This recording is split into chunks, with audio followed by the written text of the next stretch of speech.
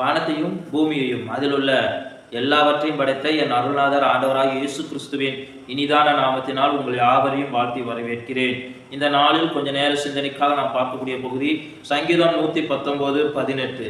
உமது வேதத்தில் உள்ள அதிசயங்களை நான் பார்க்கும்படிக்கு என் கண்களை திறந்தரலும்.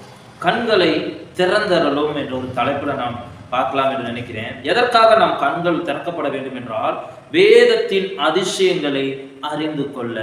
பரிசுத்த வேதத்தின் அதிசயங்களை நாம் அறிந்து கொள்ள வேண்டும் என்றால், பரிசுத்த வேதாகமத்தில் உள்ளவைகளை நாம் சும்மா பேருக்கோ கடமைக்கோ படித்தவர்களா இல்லாமல் அதை அறிந்து அதன்படி நடக்க, அதனுடைய அதிசயங்களை நடக்க, அதில் உள்ளவைகளை கற்றுக்கொள்ள வேண்டும் என்றால் நாம் கண்கள் திறக்கப்பட்டதாக இருக்க வேண்டும். எந்த கண்கள் என்றால் மாம்சத்தின் கண்கள் அல்ல, ஆவியின் கண்கள், மனக்கண்கள் திறக்கப்பட வேண்டும்.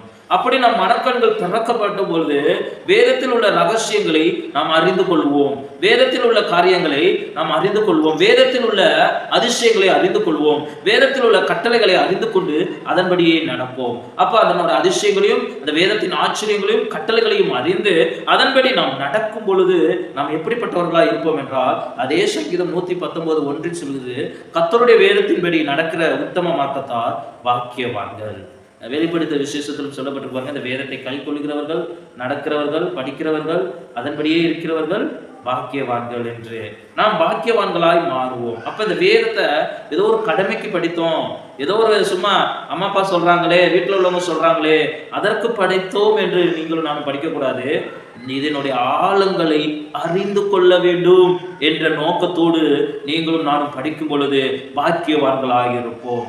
வாலிபன் இந்த வேதத்தை படிக்கும் பொழுது கண்கள் திறக்கப்பட்டவனாய் இருக்கும் பொழுது வாலிபன் தன் வழியை சுத்தம் பண்ணுவான். எப்படி என்றால், இந்த வசனத்தின்படி தன்னை காத்து கொள்ளும் பொழுது, அந்த வசனம் தன் இருதயத்தில் போய் இருக்கும் பொழுது இதை நாம் செய்யக்கூடாது, இதை நாம் செய்யணும் என்று தன்னை காத்து கொள்றதாக இருக்கும்.